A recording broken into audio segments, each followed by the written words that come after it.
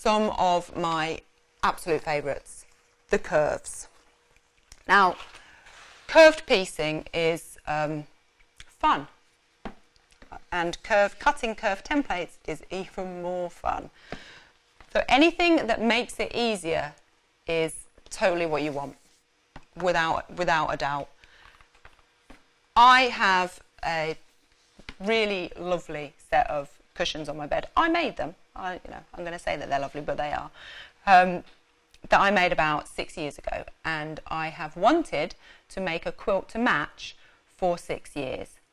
But it's curved piecing and it's the Drunkards Path block, and cutting the shapes out by hand with a pair of scissors nearly killed me. So I'm not going to do that again. So when I got the curved set of dies with the Drunkards Path, I thought, yes, finally I can make that quilt. So you've got, just like with the Builder Block Original and Builder Block Plus, you've got all of your pieces in different sizes nested together. You get the road map. So if you ever just have your piece in your hand and you're not quite sure what size it is, you can just lay it down and you go, oh yes, that's the medium corner, or that's the small corner, or that's the medium quarter circle. So all of your pieces are there, they're safe, they're nested in their little box. Everything is nice and tidy, it's all got a little home, and you've got your road map to show you what size everything is. You also get a book with a block pattern guide. Now this is just absolutely brilliant. It's got all of the different blocks that you can make in different sizes. So if you want to make a 6-inch block, an 8-inch block, or a 12-inch block, you've got them all there. And as a special bonus, you've also got it in Spanish, so you can learn quilting in Spanish, or you can learn French or German. Impress your friends down at the quilt club with your Blockmuster knowledge. So there are 4 different sets. There's the Drunkards Path. There is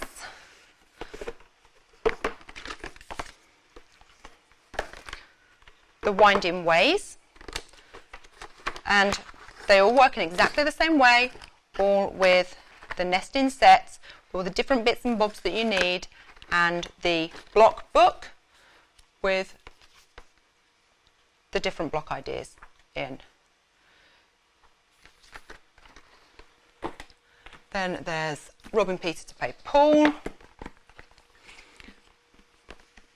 These are all traditional block names. They are not names that we, invented.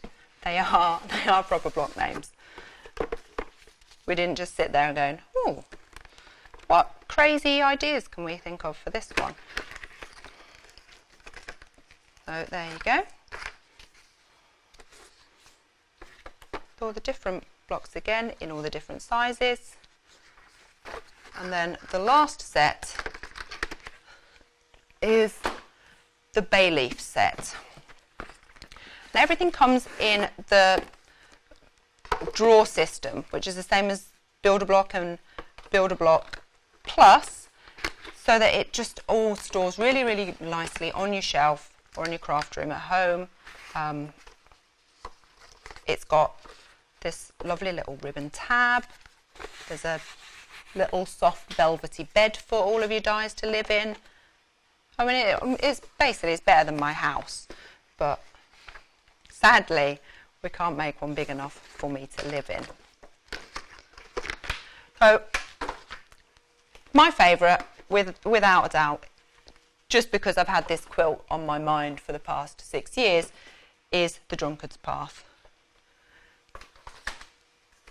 But curved piecing does put people off. I know that it's a little bit terrifying. It can be a little bit daunting when you haven't done it before and if you're used to straight lines, because I think when you're sewing squares or when you're sewing triangles, the pieces make sense. Everything kind of fits together really nicely. With curves, you have to think a little bit outside the box, and it does get a bit more confusing because things don't seem to go together like they're supposed to. But there's a reason for that, and the reason for that is seam allowance. So I have cut out some shapes.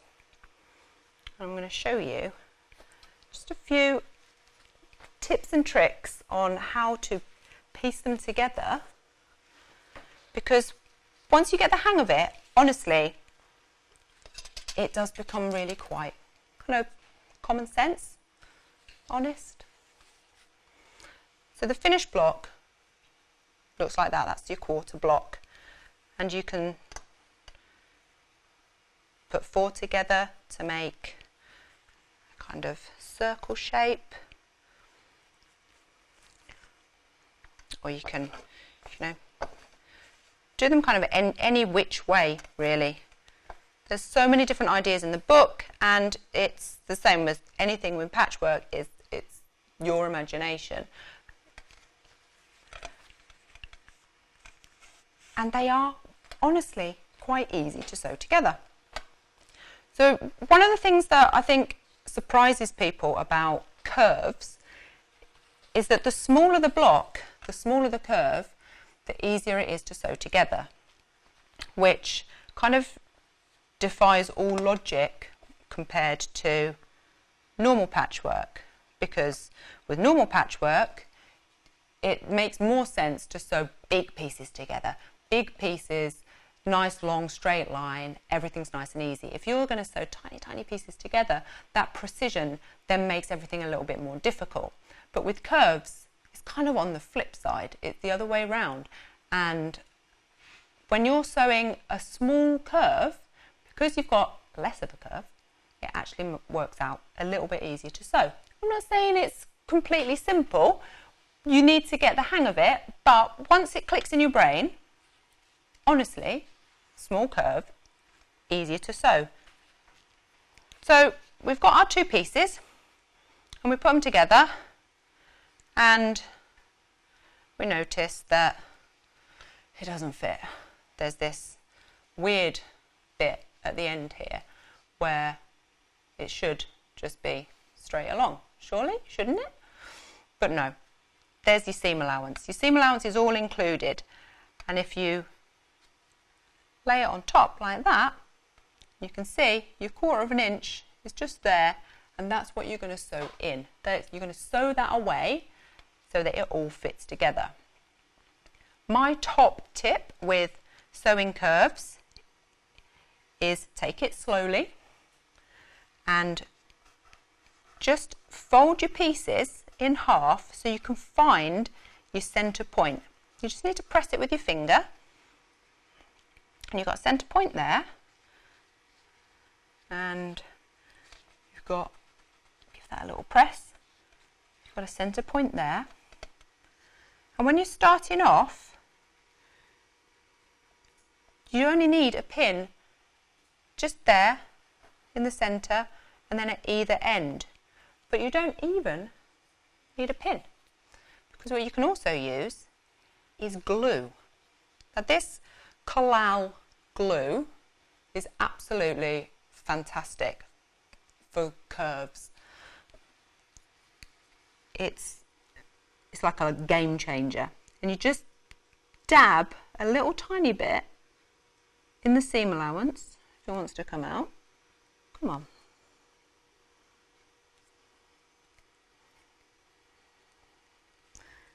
There we go. Just a tiny bit, little dots all the way along in your seam allowance. Like so. And we've got our centre points. We're going to match those up just as you would if you had a pin. So there we go. Centre point to the end, and then to the other end, like so. And then just gently ease it along. I find that sewing the bigger piece, like the sticky in curve rather than the sticky out, tummy in, not tummy out, on top is a lot easier. I don't think that there's necessarily a right or wrong way to do it. That's just how I find it to be a little bit easier for me personally. So that's it. You just dab that along there like that, and that holds it in place. So you can then go and do a whole load of them in exactly the same way. So fold it so you've got your centre point, and the same again with your quarter circle.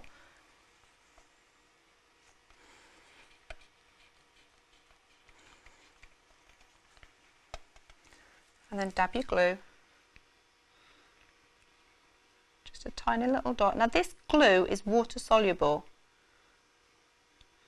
so once you've finished your project, once you've finished your quilt, it's just going to wash out. It's completely harmless. It doesn't, if you get it actually on the fabric itself, if you slip, it's fine, it will just wash off with a little bit of soapy water. It's completely water soluble, completely safe fabric glue.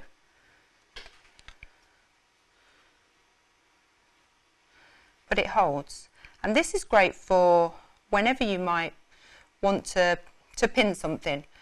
It's also really good for when you're sewing your binding down, if you just want to hold it in place.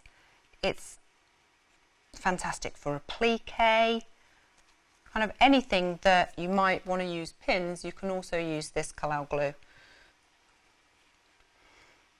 and it just holds it just like that. So then you can take that to your sewing machine and you can sew. And what you want to do with sewing curves is take things kind of really slowly. So needle down on your sewing machine, and with the tummy in bit on top, tummy out underneath, just needle down and just take it really, really slowly. And just guide your fabric as you go through, and if it looks like you're going to get a little bit of a pucker, stop. Put your foot up, you've still got your needle down, wriggle it around a little bit, and then move on to the next part. And if you do get a tiny pucker, don't worry about it too much. You can kind of squish it out with your finger, or you can press it out with a hot iron. And at the end of the day, the more that you practice, the more that you do, the better your sewing is going to be anyway. And the first few times that you sew curves, the same with anything, the first few times you do anything, it's not going to be perfect, is it?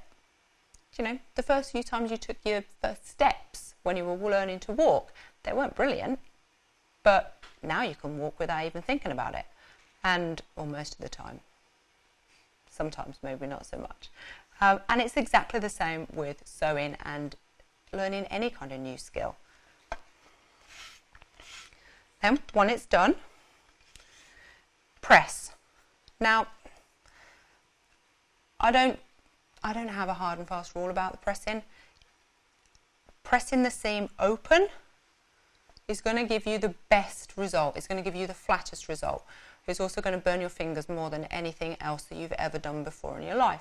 And I don't know whether that's a great thing. Is it worth burning your fingers off to get a perfectly flat seam? Don't know. So press in whichever direction that you feel that you're more comfortable with, whether it's pressing to the dark side, whether it's pressing so that your seams are alternating and that they will nest together when you're finished. Whatever you decide, it's going to be fine. And, you know, it's going to look nice. It's going to be flat.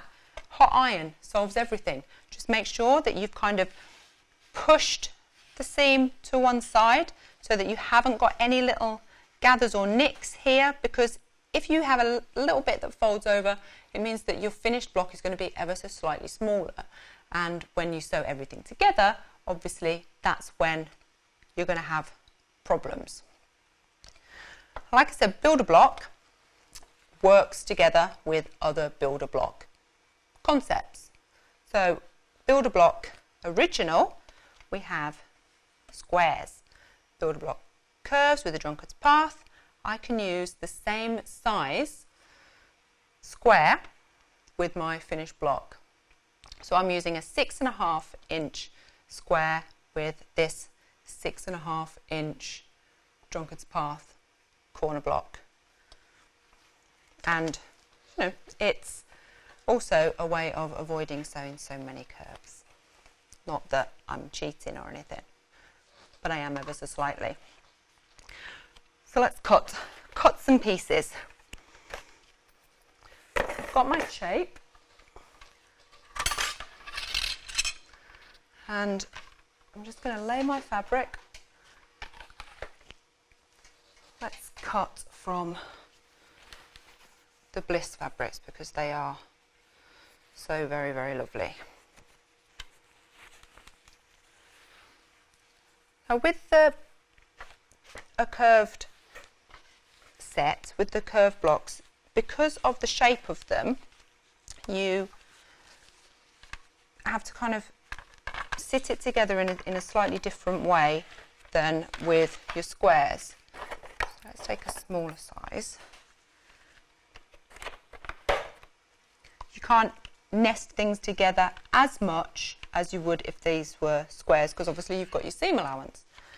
So lay your die as close to the edge as you can get it, and then the other quarter circle shape. Now you can add a little bit of washi tape here just to hold your die in place so it doesn't scoot away too much, because you don't want your dies to touch. You don't want them to knock into each other, because that's when you're going to damage your die. The dies will last, forever, as long as you don't do that to them. Cut those out.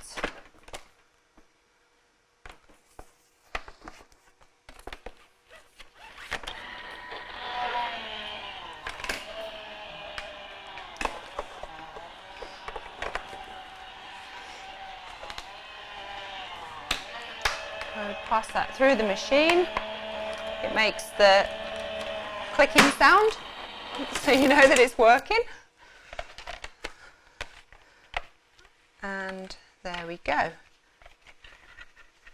8 layers cut in one go.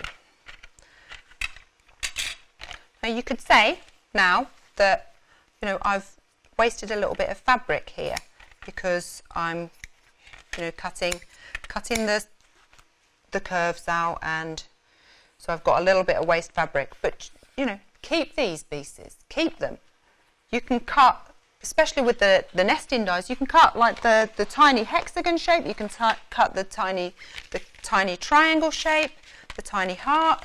You can get all kinds of shapes out of these tiny scraps. So don't throw those away, keep them and just save them for a scrap project. If you're a card maker as well, or a paper crafter, then you can cut out some lovely little tiny bits to stick as embellishments on your cards.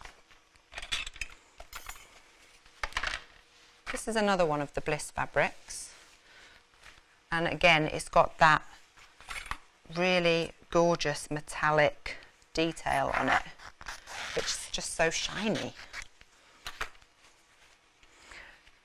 A metallic dye, metallic detail on fabric is something that is kind of really, really popular at the minute. It's really on trend, and when I first saw it, one thing that I was curious about was, does it wash out? Does it disappear? Because it was new and I'd not seen it before. I didn't know whether it actually worked long term. It does. I'll tell you that now, because I've got my quilt on my bed has metallic ink in it, and it's washed constantly because I've got 3 dogs and they all sleep on my bed. Don't judge me. Sometimes they sleep in my bed. Again, don't judge me. And so my quilt gets washed a lot. The metallic in the fabric has held up actually probably better than most of the other fabric. They last forever. It doesn't come off, it doesn't scrape off, it doesn't wash off. It's there just like a normal ink. As you can see, cuts through absolutely fine. Now, metallic fabric is a little bit kind of thicker where the metallic ink is. It's not thicker, but when you're die cutting, it doesn't necessarily cut through as easily as if it was just like a regular cotton. So you might have to just snip the occasional thread, or maybe just do one less layer.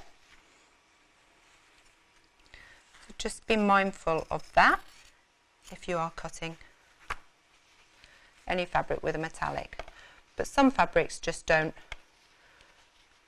they feel heavier, and I think that's from the dye or the feeling of the fabric itself. They don't necessarily cut as well. So now we've got these shapes, let's lay them out.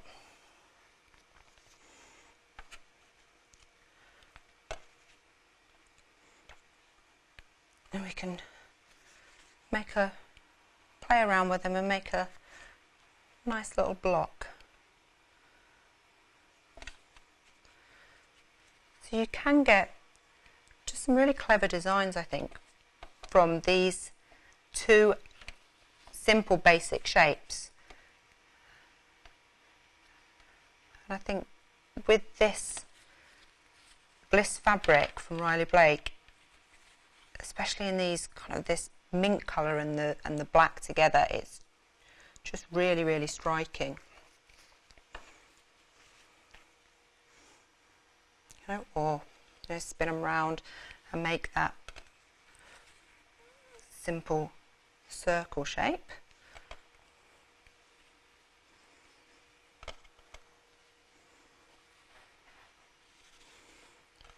Like so.